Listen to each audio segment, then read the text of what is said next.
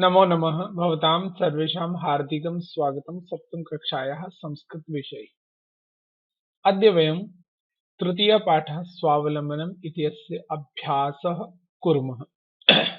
आप सबका हार्दिक स्वागत है संस्कृत कक्षा में। आज हम तृतीय पाठ स्वावलंबनम के अभ्यास यानी प्रश्न उत्तर करेंगे। सबसे पहले देखिए, पहला प्रश्न उच्चारणम कुरुत। तो ये आप देख रहे हैं जितने नीचे ये शब्द दिए गए सारी संख्या को बताने वाले संख्यावाचक शब्द हैं। मैंने आपको एक होमवर्क भी दिया था कि पाठ में जो संख्यावाचक शब्द आए आप उनको अंकों में लिखिए। तो कुछ इसी तरह से इसको भी हम बदल लेते हैं। इसके स्थान पर हम प्रश्न बनाएंगे संख्यावाचक शब्दान अंकेशु लिखित।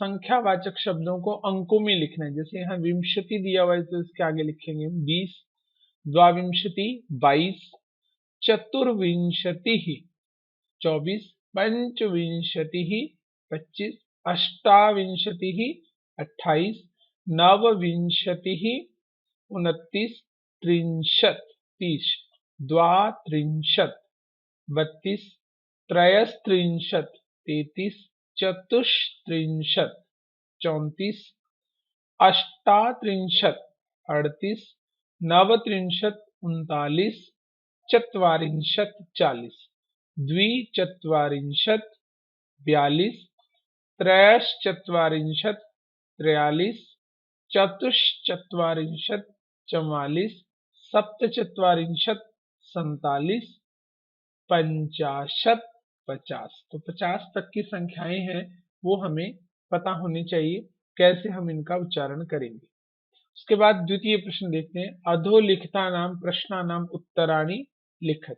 प्रश्नों के उत्तर लिखने का प्रश्न है भवने कस्य भवने सर्वविधानि सुख साधनानि आसन। तो इस प्रश्न का उत्तर हमें कहां से मिलेगा?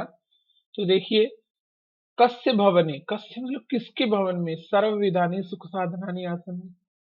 तो ये वाला पैराग्राफ हम देखते हैं जिसमें हमें मिलेगा तस्य भवने सर्वविधानि सुख साधनानि आसन। लेकिन तस्य शब्द है ये तो सर्वनाम शब्द है, सर्वनाम में तो उत्तर नहीं आता है कभी भी। तो ये तस्य किसके लिए आया? जहां तस्य होता है उससे पहले इसी तरह का शब्द होगा तो वहां मिलेगा। तो देखिए यहाँ है श्रीकंठस्य, ऐसे का ऐसा ही हमें मिल गया। तो अब इसका उत्तर बना लेंगे हम श्रीकंठस्य भवने सर्वविधानि सुख साधनानि आसन।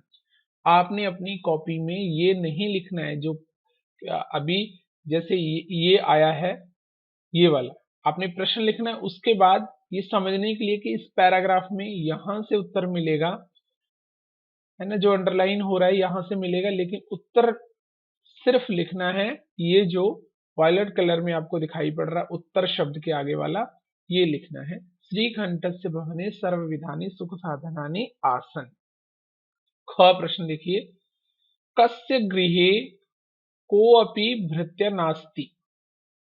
अब इसका उत्तर श्रीकंठ है वो क्या कह रहा था, है ना, कि तव गृहे एकोऽपि भृत्य नास्ति। तो तव गृहे, अब ये तव शब्द है वो किसके लिए कह रहा है? श्रीकंठ किसको कह रहा होगा? श्रीकंठ कह रहा है किसको? कृष्णमूर्ति को। तो तव का मतलब तुम्हारे घर में, तो वो कह रहा है कि कृष्णमूर्ति के घर में। तो हम क्या कहेंगे इसके उत्तर में? तव के स्थान पर हम लिखेंगे कृष्णमूर्तेः गृहे कोऽपि भृत्य नास्ति। तो इस तरह से अब उत्तर को समझ के लिखना है। तो यहाँ भी मैंने आपको ये रेफरेंस दिया कि यहाँ से हम पैराग्राफ में से ढूंढने उत्तर, तो कैसे ढूंढेंगे और बनाने भी पड़ेंगे उत्तर, सीधे सीधे नहीं मिलेंगे तो बना लेंगे। आगे देखिए, ग श्रीकंठस्य आतिथ्यम के अकुर्वन। के अकुर्वन किन्होंने किया आतिथ्य। तो ये वाला पैराग्राफ में देखिए यहाँ लिखा हुआ है कृष्ण मूर्ति ही तस्य माता पिता च स्वशक्त्याः श्रीकंठस्य आतिथ्यम अकुर्वन्। तो अब हमें प्रश्न में उत्तर में क्या चाहिए? श्रीकंठस्य आतिथ्यम के स्थान पे लिखना है कृष्ण मूर्ति ही तस्य माता पिता च, और अकुर्वन् प्रश्न से ही लिख लेंगे। तो श्रीकंठस्य आतिथ्यम कृष्ण मूर्ति ही तस्य माता पिता च अकुर्वन्। अब घ सर्वदा कुत्र सुखम। तो ये वाला पैराग्राफ में देखिए जहां वो अपने के बारे में बता रहा था तो वहीं पर ही स्वावलंबने तु सर्वदा सुखमेव, ऐसा एक पैराग्राफ में एक लाइन आती है। अब हमें उत्तर में कहाँ से क्या लेना है, यहीं से लेना है, लेकिन जो चाहिए सिर्फ कुत्र के स्थान पे वही लिखेंगे, सर्वदा स्वावलंबने सुखम, कुत्र सुखम, स्वावलंबने सुखम। उसके बाद होगा देखिए श्रीकंठ कृष्णमूर्ते गृहम कदा अगच्छत, कदा, कदा प्रश्न वाचक शब्द है, वो समय को पूछने के लिए होता है, कदा, कब। तो अब इस पैराग्राफ में देखिए प्रातः नववादने, यहाँ है समय, इस एकदा श्रीकंठ तेन सह प्रातः नववादने तस्य गृहम अगच्छत, तो प्रातः नववादने ये कदा के स्थान पे लिख के उत्तर बनाएंगे, श्रीकंठ कृष्णमूर्ते गृहम प्रातः नववादने अगच्छत। कृष्णमूर्ते कति कर्मकराः आसन, कति, कति है वो संख्यावाचक शब्द है, जैसे कदा है वो समयवाचक प्रश्नवाचक शब्द है और कति में संख्या बताते हैं हम। तो कृष्णमूर्ति कति कर्मकराः आसन, इस पैराग्राफ में वो अपने बारे में बता रहा है कि मित्र ममापि, कृष्णमूर्ति अवदत् मित्र ममापि अष्टौ कर्मकराः सन्ति, तो इसके स्थान पर हम कति का उत्तर मिल गया हमें अष्टौ, कृष्णमूर्तेः अष्टौ कर्मकराः सन्ति। तो इस तरह से प्रश्नों के उत्तर लिख लेने। मैं आपको फिर याद दिला दूं, सिर्फ वॉयलेट कलर वाले ही उत्तर लिखने हैं, आपने बाकी ये रेफरेंस है इनको नहीं लिखना, ये सिर्फ संदर्भ है, ताकि आप जब प्रश्नों के उत्तर एग्जाम में कर रहे हो तो पैराग्राफ दिया होगा वहां से ढूंढना है, कहाँ से देखना है, ये मैंने बताने के लिए, सब आपको समझाने के लिए दिखाया है, इसको आपने लिखना नहीं है, उत्तर लिखना है सिर्फ वॉयलेट कलर में जो दिख रहा है वही, एक ही पंक्ति में उत्तर है, प्रश्नों के नीचे लिख लेंगे। अब तृतीय प्रश्न देखते हैं, चित्राणि गणयित्वा तद अधः संख्यावाचक शब्दम लिखत, गणयित्वा का मतलब गिन करके, जो चित्रों को गिन करके उसके नीचे संख्यावाचक शब्दों को लिखना, तद अधः उसके नीचे, जैसे आप देख रहे हैं ये कलश हैं, मटके हैं, तो कितने हैं ये संख्या में, 18 है ना, तो 6 लाइनें 3 की 18, तो 18 को क्या कहेंगे संस्कृत में, अष्टादश। अब उसके आगे आम्रफलानी, तो कति आम्रफलानी, गिनिए इनको, एकविंशति, एकविंशति। उसके बाद में ये कंदुकानी है ना, बॉल, अब कितनी है बॉल, 15, 15, पंचादश। अब ये है ना, इसको कहते हैं सिक्तवर्तिकाः, सिक्तवर्तिकाः यानी कि मोमबत्ती, सिक्तवर्तिकाः, तो कितनी है संख्या में, 36 है ये, 36 को षड्त्रिंशत्। कर्तर्यः, कर्तरी, संस्कृत में कैंची को कहते हैं कर्तरी, उसके आगे ये बहुत सारी कैंची है तो कर्तर्यः, तो कति कर्तर्यः, 24, 24 चतुर्विंशति, ये पर्णानि, कति पर्णानि, त्रयस्त्रिंशत्, 33, त्रयस्त्रिंशत्। इस तरह से संख्यावाचक शब्द तो हम लिख लेते हैं गिन करके। आगे देखिए चौथा प्रश्न, चतुर्थ प्रश्न है, मंजूषात अंकानां कृते पदानि चिनुत, अंकों के लिए पद चुनने, यहाँ पर अंक दिए गए, जैसे 28 लिखा हुआ है, 28, 28 के लिए यहाँ से चुनेंगे मंजूषा से अष्टाविंशति, और यहाँ लिख देंगे अष्टाविंशति। ऐसे उसके आगे है 27, तो 27 के लिए सप्तविंशति, और लिख देंगे सप्तविंशति, मंजूषा से चुन करके लिखना है, ध्यान से। उसके बाद 30 के लिए संस्कृत में शब्द है त्रिंशत, तो त्रिंशत यहाँ लिख देंगे। उसके बाद है 31, 31 यानी कि एक त्रिंशत, तो यहाँ लिख देंगे एक त्रिंशत। उसके बाद 24 की संख्या है, 24 चतुर्विंशति, चतुर्विंशति 24 को कहते हैं चतुर्विंशति। फिर आगे है संख्या 40, 40 के लिए तो थोड़ी कम संख्या बच गई है, तो आप पहचान गए होंगे क्या आएगा, चत्वारिंशत, शाबाश, यहाँ लिख देंगे चत्वारिंशत। और अंतिम संख्या है 50, 50, 50। 50 तक की संख्याएं आपको याद होनी चाहिए, यानी कि याद होगा आपको षष्ठी कक्षा में मैंने 20 तक की संख्याएं याद कर ली थी, है ना। 20 तक की थी, अब आगे 30 तक और याद कर लिए, 50 तक की संख्याएं याद करेंगे, फिर ये वाले प्रश्न बिल्कुल भी मुश्किल नहीं लगेंगे आपको, आसानी से आप कर पाएंगे, याद भी करने की जरूरत नहीं। आगे देखिए, पंचम प्रश्न है, चित्रम दृष्ट्वा मंजूषातः पदानि च प्रयुज्य वाक्यानि रचय।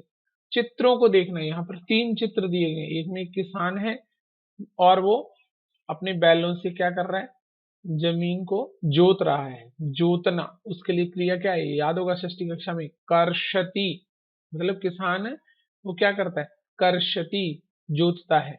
अब ये फावड़े से दोनों खोद रहे हैं, तो खनन कार्यम, इसको कहते हैं खनन कार्यम। और आगे देखिए धान लगा रहे हैं, तो इसको कहते हैं धान्यम रोपयंती, लगा रहे हैं। तो इस तरह से अब हम देखते हैं, जैसे पहला वाक्य बनाएंगे तो एषः, क्योंकि एक है, एषः कृषकः क्षेत्रम कर्षति, तो यहां से हम ये शब्द लेंगे और एक वाक्य बना देंगे, एकः एषः कृषकः क्षेत्रम कर्षति। तो एक चित्र के आधार पर हमने वाक्य बना दिया मंजूषा से ये वाले शब्दों का इस्तेमाल करके। अब देखो दो है तो एतौ, किसान, दो किसान है तो कृषकौ, और क्या कर रहे हैं वो, खनन कार्यम, और कुरुतः, क्योंकि दो है तो दो के लिए द्विवचन की क्रिया लगेगी, एतौ कुरुतः, एतौ कृषकौ खनन कार्यम कुरुतः। इस तरह से हमने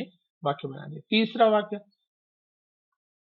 वाक्य है, अब बहुत सारे किसान हैं तो दो से ज्यादा, तो एते, बहुवचन, कृषकाः धान्यम रोपयन्ति, तो एते कृषकाः धान्यम रोपयन्ति। इस तरह से ये हमने 3 वाक्य मंजूषा से देख करके बना लेने। ध्यान रखना है कि किस तरह से हम वाक्य बना रहे। तो पहले वाक्य का अर्थ क्या हुआ, यह किसान खेत जोतता है। दूसरे का मतलब ये दोनों किसान, एतौ कृषको, ये दोनों खनन कार्यम कुरुतः, खोदने का काम कर रहे हैं।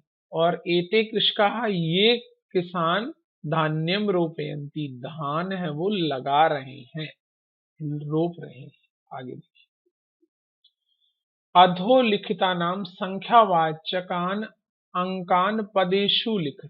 संख्यावाचक जो अंक दिए गए हैं उनको पदों में लिखना है। जैसे यहाँ पर डिजिट दिया गया, हमने उनको वर्ड्स में लिखना है, लेकिन जो पहला यथा है उदाहरण वाला, ये गलत लिखा हुआ है। ये देखो 10:30 दिया हुआ, 10:30, 10:30 बजे, 10:30 को सार्ध द्वादश वादनम लिख दिया। अब ये तो आप ही समझ गए होंगे ना, द्वादश तो 12 होता है, तो इसने गलत लिखा है, तो इसको हम सही करेंगे। सार्ध द्वादश वादनम के स्थान पर क्या लिखेंगे, सार्ध दश वादनम। सार्ध मतलब आधा, स अर्ध, आधा, दश वादन। तो यहाँ पे संख्याएं देखेंगे आप, ये जो समय है, समय में 2 तरह के समय है, या तो पूरा समय है या फिर उसके साथ आधा भी है। जैसे 10:30 बजे, तो 30 मिनट ज्यादा है तो उसको सार्ध बोलेंगे, बाकी जो संख्या है उसको बोल देंगे। जैसे सार्ध को पहले बोलेंगे, सार्ध दशवादन। अब आगे की संख्या है सप्त, 7, 7 को क्या कहेंगे, सप्तवादनम। वादनम तो मतलब बजा, बजना, ऐसा कहना ही है हमने वादनम, पाठ में हमने समझ लिया था इसको, है ना। वादनम तो जुड़ेगा। अब देखो 2:30, 2:30, 30 को पहले हम क्या कहेंगे, सार्ध। और द्विवादनम, 2 को संख्या क्या कहते हैं, द्विवादनम, सार्ध द्विवादनम। उसके बाद एकादश वादनम, 11 को क्या कहेंगे, एकादश वादनम, एकादश।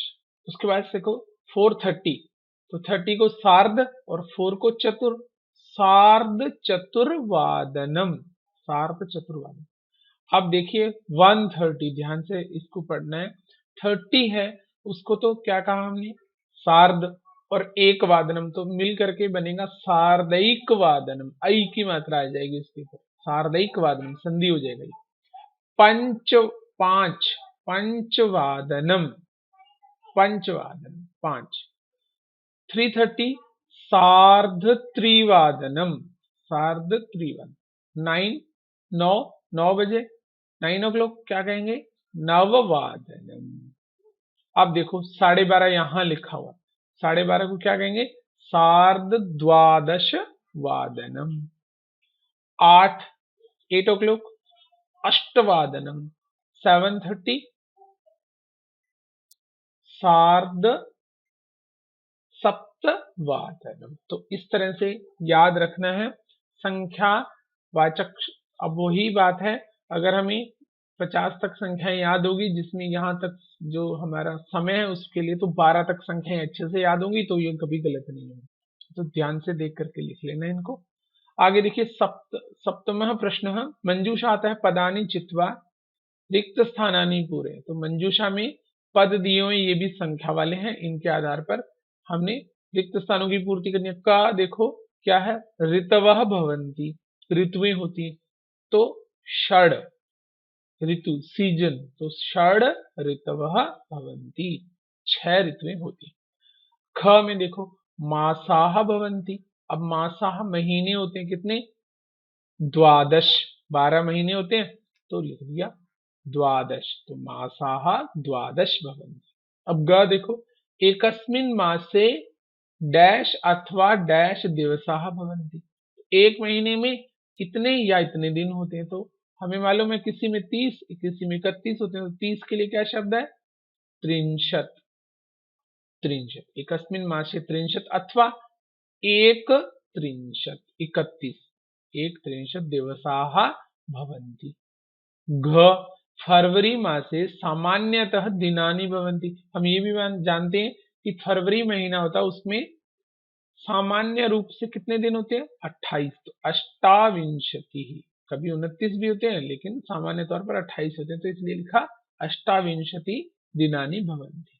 और अंग में मम शरीरे हस्तौ स्तः, तो कितने हाथ है, हस्तौ, द्वौ हस्तौ स्तः। इस तरह से ये आपके प्रश्नोत्तर थे जिनको लिख लेना। अब आगे ध्यातव्यम, अब इसको भी समझना है। ध्यातव्यम में ध्यान देने योग्य, ध्यातव्यम शब्द का मतलब है ध्यान देने योग्य, थिंग्स टू रिमेम्बर, है ना। तो क्या है, भारतीय वर्षानुसारम मासानाम ऋतुनाम च नामानि। भारतीय वर्षों, वर्ष के अनुसार मास महीनों के और ऋतुओं के नाम कैसे। तो भारतीय परंपराएं हमारी, उसके कैलेंडर अलग से हैं, जितने भी हम त्योहार मनाते हैं,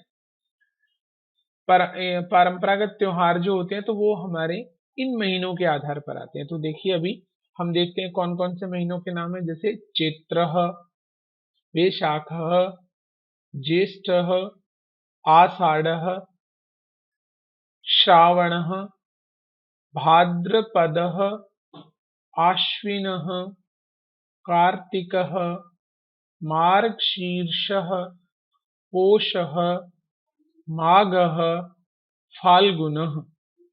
तो ये महीने तो 12 ही होंगे, लेकिन इनके नाम कैसे हैं ये देखिए।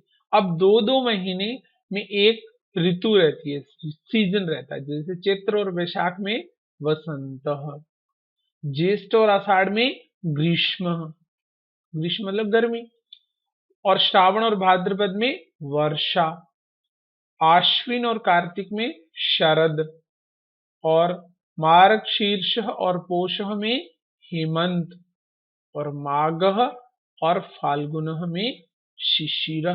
तो ये 6 तरह की ऋतुएं हैं, षड ऋतवः। हमने पढ़ा ना भाई, षड ऋतवः भवन्ति, 6 ऋतुएं होती, वसंत, ग्रीष्म, वर्षा, शरद, हेमंत, शिशिर। अब आप देख रहे हैं ये हिंदी में जो हमने दादी माँ वाला पाठ पढ़ा था, उसमें आपने इन महीनों के नाम वहां पर सुने थे, है ना, तो पढ़े थे वहां पर। तो वहां पर जो नाम आए थे, तो मैंने आपको उस समय भी कहा था कि हिंदी परंपरा के अनुसार आप, या भारतीय परंपरा के अनुसार हिंदी महीनों के नाम लिख लीजिए। तो ये हैं वो हिंदी महीनों के नाम। अब आप देख सकते हैं कि अब कौन सा महीना चल रहा होगा। तो देखो गर्मी का मौसम है, तो गर्मी के 2 महीने ज्येष्ठ और आषाढ़, इनमें से ही एक कोई महीना होगा। लेकिन अब हम इसको थोड़ा और अच्छे से समझने के लिए ध्यान देते हैं आगे। इनको हम देखते हैं भारतीय महीने और अंग्रेजी महीने वो कौन कौन से आते हैं, जिससे कि हम जान सकें। तो भारतीय महीना है, जैसे पहला चैत्र, ये मार्च और अप्रैल में आता है। तो कुछ हिस्सा मार्च में होता है, कुछ अप्रैल में होता है। ऐसा नहीं है कि चैत्र को हम मार्च कहते हैं या अप्रैल कहते हैं, नहीं, ऐसा नहीं है। नाम नहीं बदला हुआ, इसमें दिनों की गिनती भी बदल जाती है। क्योंकि आपने छठी कक्षा में पढ़ा था, हमने एक पाठ चांद से थोड़ी सी गप्पे, याद होगा आपको, है ना, कविता पढ़ी थी हिंदी में। तो उसमें भी हमने देखा था कि दो तरह के कैलेंडर थे। एक जो था, जो जनवरी फरवरी वाला, वो सूरज के अनुसार उसकी गिनती होती थी, और ये चैत्र वैशाख ज्येष्ठ है, वो चांद के घटने और बढ़ने से उसकी गिनती होती थी, है ना। तो ये इसीलिए थोड़ा फर्क है इनमें। तो चैत्र महीना मार्च और अप्रैल में आता है, वैशाख अप्रैल और मई में। तो अब दो दो महीने में कुछ हिस्सा अप्रैल में, कुछ मई में जाता है। उसके बाद ज्येष्ठ मई और जून। तो अब हम देख रहे हैं मई चल रहा है, तो मई में ज्येष्ठ महीना है, वैशाख का कुछ महीना, कुछ दिन वैशाख के और कुछ ज्येष्ठ के भी मई में होंगे, है ना। उसके बाद आगे आएगा आषाढ़, जून और जुलाई। आषाढ़, श्रावण, जुलाई और अगस्त, भाद्रपद, अगस्त और सितंबर, आश्विन, सितंबर और अक्टूबर, कार्तिक, अक्टूबर और नवंबर। याद होगा आपको, कार्तिक महीने की अमावस्या को हम एक बहुत बड़ा त्योहार मनाते हैं, याद आया, हाँ, दीपावली, है ना।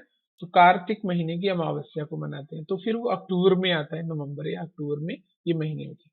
उसके बाद मार्गशीर्ष नवंबर और दिसंबर में आता है, और पोष दिसंबर और जनवरी में, और माघ जनवरी और फरवरी में, और अंतिम महीना फाल्गुन फरवरी और मार्च में। तो इस तरह से आप इनको भी लिख लीजिए ताकि आपको कोई कंफ्यूजन ना हो। और कैलेंडर को भी, जैसे मैंने आपको षष्ठी कक्षा में बताया था, कैलेंडर में भी हम देख सकते हैं, ये दोनों महीने पैरेलल दिए रहते हैं। जो चैत्र वैशाख है, इसकी जो दिनों की गिनती है वो तिथियों के आधार पर होती है, प्रथमा द्वितीया तृतीया चतुर्थी, इस तरह की तिथियां होती हैं। संख्याएं ऐसे संस्कृत की चलती हैं, चतुर्दशी 14 तक, और उसके बाद आगे आती है पूर्णिमा एक बार, और अगली बार आती है अमावस्या। तो 15-15 दिनों के पक्ष होते हैं, याद होगा आपको षष्ठी कक्षा में पढ़ा था। तो एक कृष्ण पक्ष और एक शुक्ल पक्ष, इस तरह से ये हिंदी भारतीय परंपरा के अनुसार महीनों के नाम है। और अंग्रेजी महीने तो हम जानते हैं कि 30 और 31 दिनों के होते हैं, और 28 और 29 दिन की फरवरी भी होती है। इस आधार तरह से हम इनको समझ जाएंगे।